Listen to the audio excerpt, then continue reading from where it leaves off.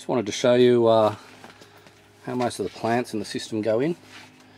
And you can see all little baby plants here and there and more being added. The easiest way I find is using little jiffy pods. You can see that little pod there, another one here, pull one out so you can see the size. These are 18mm, probably about 40mm long. So for this grow bed, they're the perfect size because the water level below the gravel, once the grow bed fills to the top, you can see pipe in there, so the top of that pipe is the absolute limit for water coming into the grow bed. So once the grow bed's full, these little jiffy pods just get the end of them wet.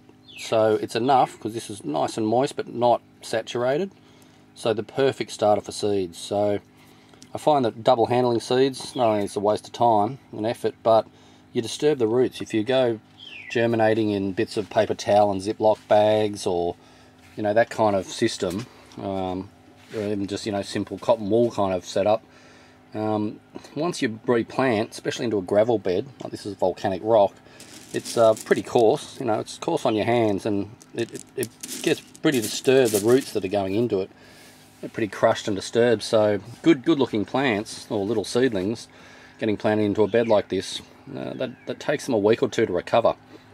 I find direct planting into the beds, throwing some jiffies in there, costs nothing, they're just so cheap. And I only use the smallest ones because I don't want to add anything to the grow bed. I don't want a lot of peat moss and that kind of thing disturbing the pH.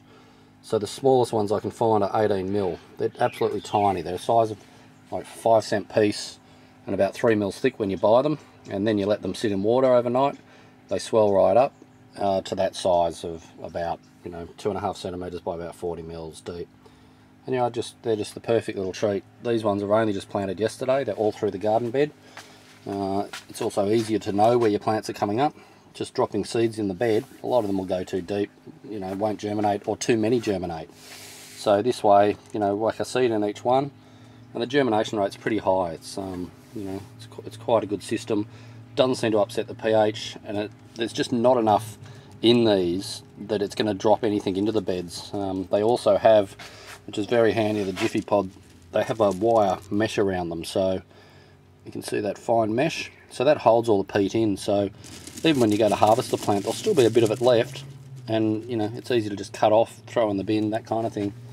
So yeah, it's I find it a lot less disturbing to the plants, and they come up very quickly, and they're happy in the long run. And I don't know what they cost exactly. I think these were something like $8 for 100, or even less, probably less than that for this size. It's just a good technique of not disturbing roots on plants, especially plants like eggplants and even tomatoes. They're pretty touchy-feely plants. You don't want to mess with the root systems at all. So yeah, just thought I'd show you the way that most of the plants are planted here. And we also, all the seeds we use are organic, all organic, naturally pollinated seeds. You might as well, if you're going to set up systems like this, you might as well get the best you can. And also, you're eating the best produce. Don't really like the Bunnings kind of Yatesy stuff, all the chemicals they spray on them and that kind of thing. So yeah, just a quick update on how all the beds are planted out.